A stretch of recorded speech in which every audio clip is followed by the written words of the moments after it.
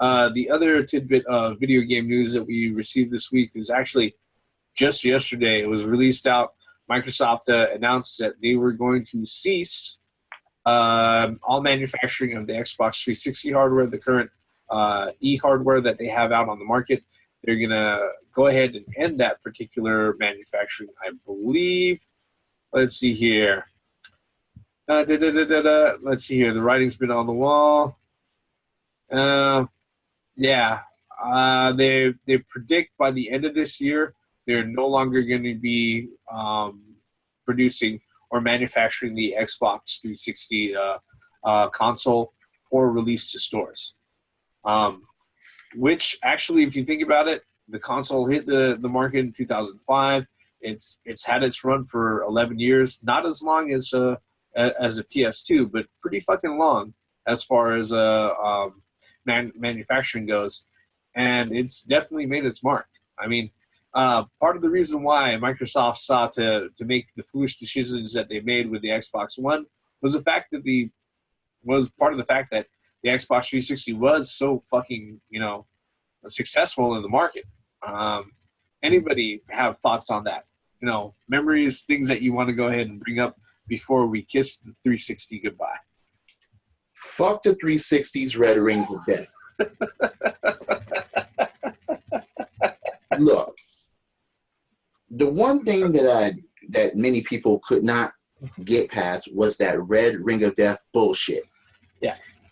With that, it's like the 360 was all around a good system for all around gaming.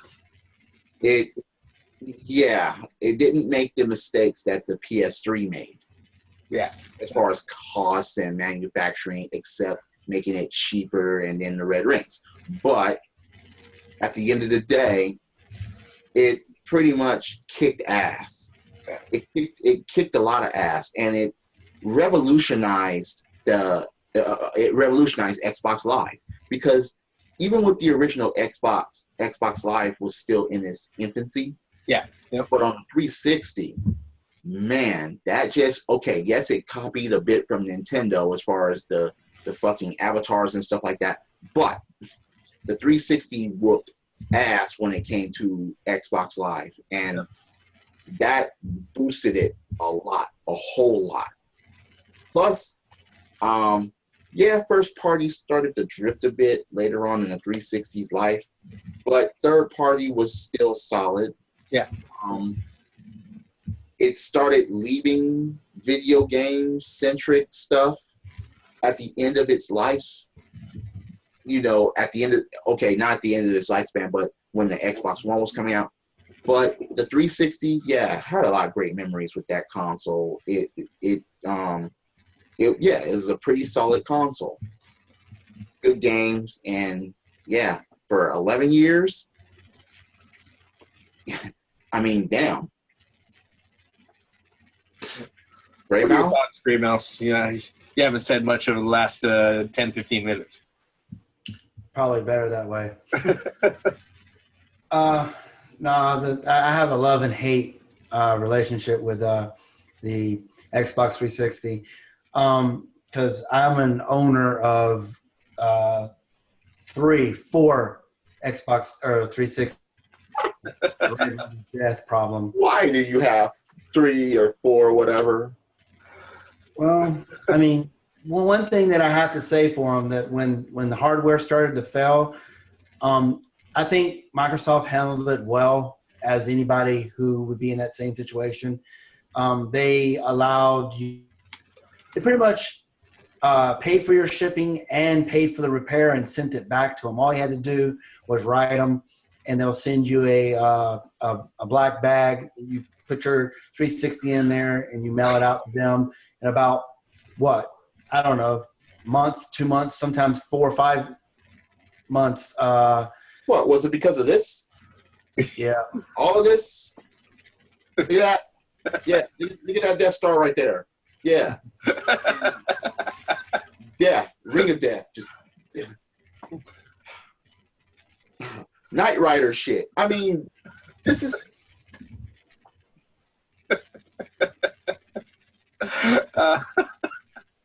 Yeah.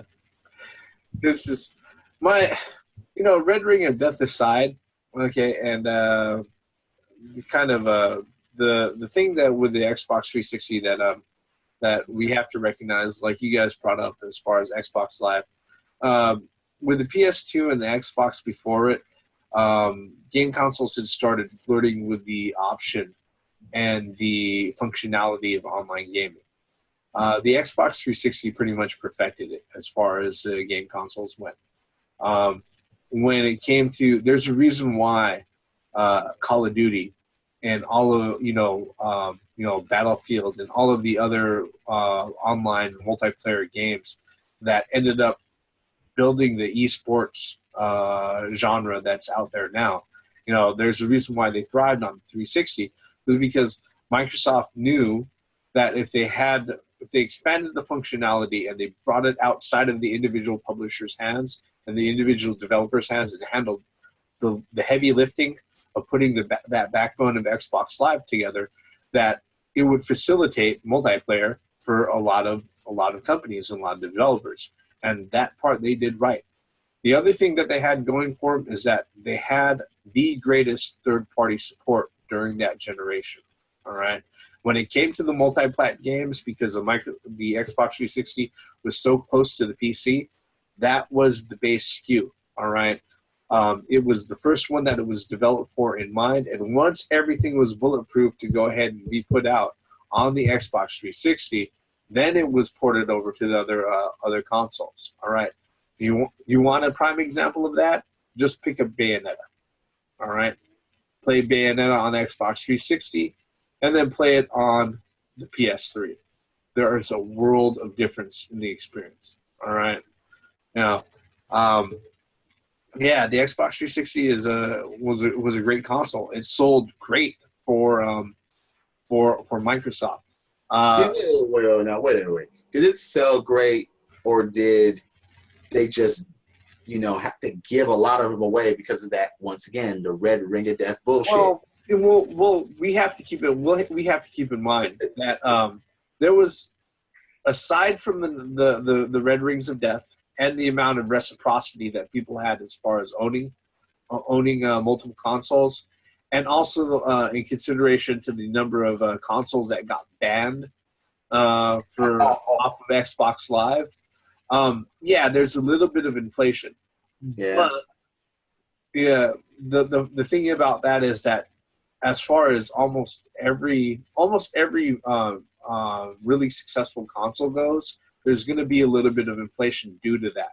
Okay, for instance, the first PlayStation. All right, they went ahead. I remember before the PS2 came out, they ran a user survey for a lot of gamers, and they asked them, okay, how many PS1s have you owned? Okay, over your lifetime of having them, right? When they did the same sort of survey for the Xbox 360, the medium answer that most people said was they've owned around 4 consoles during their lifetime. Okay, you know how much it was for the PS1? 7. 7? Yes. Okay. Yeah. I know for a fact that people have to put their PlayStations, the first PlayStation, on its side or upside down in order to get that shit to work. Yeah. I believe the original PlayStation had over 17 hardware revisions. All right. The PS2 had 14 of them. Okay. I owned one Atari. That shit still works. Yep. Yeah. It's also built like a truck, and it's got no moving parts except for the toggle switches up front. So that's just how that is. So, hell, I remember one of the old Atari systems. My dad was really angry at us because we're fucking around, and he didn't, like I said in previous videos, he's not a big fan of video games and didn't think that was going to do anything for us. So he went ahead and he took the thing and he smashed it right in front of us, right? It still had the plug-in ports and all of that, and we were still able to get that fucking thing running. Case all dismantled.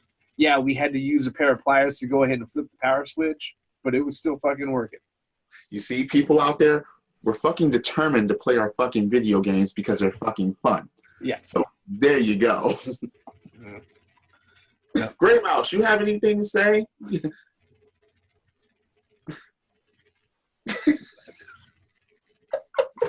Are you that upset with the 360, or are you just Or the PS4?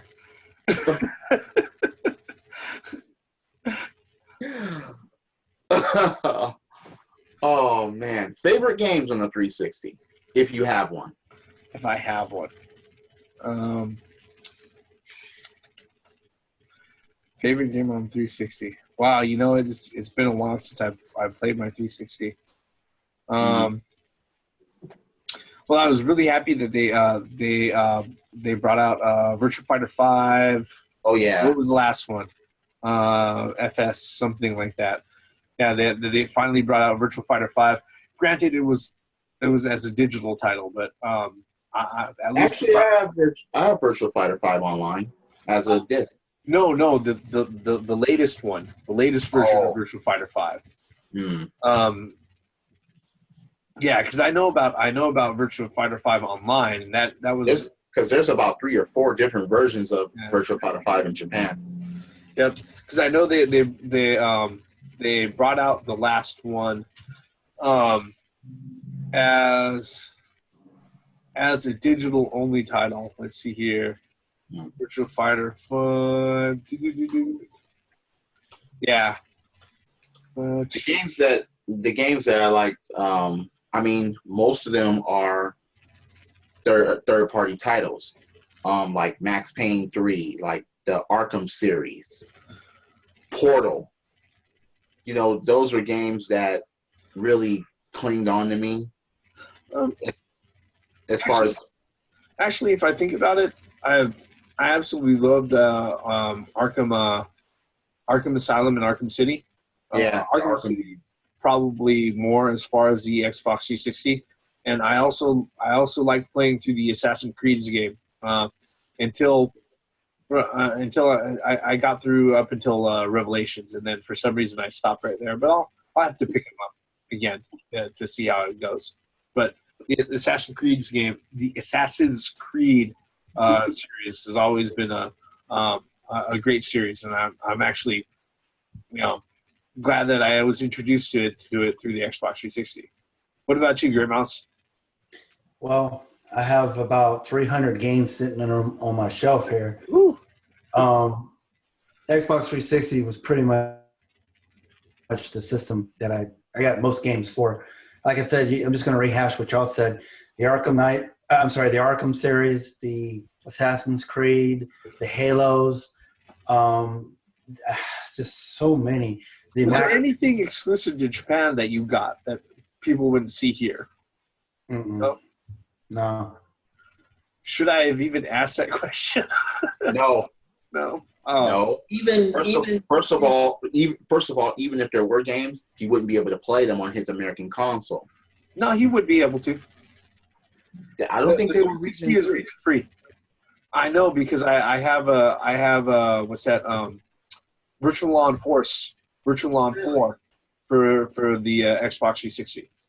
But maybe it was the original because I didn't because there was hardly anything worth seeing for the 360 on Japanese shelves. Yeah. Like you said, I've lived in Japan for 20 years, and when I was over there, you walked into a video game store, it was mostly PlayStation and Nintendo. Nintendo. That's pretty much the whole thing. It's fucked up when a portable dominates. In fact, console. In fact, I had one friend that I knew that actually a Japanese friend that owns an Xbox. But to go back to what you asked, I mean, there's just so many good games on the 360, and it was games for everybody. It was through the Lego games to the more serious games, the Diablos and the Halos and the Call of Duties, the Assassin's Creeds, to the kid games, the Legos, the Fusion Frenzies. It was a complete. Fusion Frenzy 2 sucked. Fusion Frenzy 2. Look, that shit sucked. That shit floss teeth with dick hairs. Don't mention Fusion Frenzy 2 for the 360. Fuck that game. I mean, and then it pretty much the 360 had everything for anybody. You know, if you wanted a JRPG, they had it. If they wanted a action game, you had it. If you wanted a third-person shooter, you had it. First-person shooter, you had it. It was just, I mean, that's where the Gears of War started. You know, I mean, it's just, I don't know. It's a good system. Yep. I mean, it's kind of amazing to see how first party publisher can go from such huge heights to where they are right now. But that's another set of commentary altogether. You know, Xbox 360, love it, hate it, whatever. You know, you got to respect where it was at or its position in the industry, in this market history. Whether or not Microsoft decided to do anything wise off of that is another video altogether. But, you know, hey, I'll be honest. I have two 360s, one slim and one of the old Elite models. And, hey, that's Heavy. I think. This is Hey, now wait, that circle is green. That's not. That's because it's off. It's off. So you got a Sarkeesian version of the 360. No, I meant that it's not red. It's not. I mean, you got a pair of them. You can use them as like bookends. Oh no! Actually, yeah. I mean, well, here's the Xbox 3, right? Oh wait. So there's Xbox 3. Yeah, I was gonna say you got an Xbox 720, but now you got 3 of them. Okay, fine. Yeah. Oh, fun stuff. I mean, like you said before, you know, I mean, Xbox Live wouldn't be. That's what made Xbox Live was the 360, and that's what made the 360 was Xbox Live. I mean, nobody can, because there's always jokes with the Xbox Live people. You know, it's like your PlayStation Network goes down all the time. You know, I mean, Xbox Live was one of the more stable online services of all time. I mean, it just really was. It was very stable. Xbox Live for the 360. Damn, I've never heard the word gay used more in life. As far as Xbox 360, gay was used just every third fucking word. It was just. And it didn't matter who you were talking to or what ethnicity you were. If you were beating somebody's ass, you were a nigga. It was funny. It was funny because that was the only places where girls were being called gay. Yeah. And girls were calling dudes gay. It's just the way it was. Gay was just a natural insult. And please, it's nothing to do with homophobic. It's not homophobic. They just say that word because it fucking gets to you. So please understand that. All right. With that, we're going to stop the music before we go on too far. Thank you for being with us for the last 40 minutes, folks. If you're so kind, like I said, hit like, hit subscribe, check out our channels. This is going to be the last video that we have planned for tonight. So thank you, YouTube. I am the Reverend. The theme here. And this is Gray Mouse 1. Once again, for the benefits of common sense, logic, and gaming. Credits.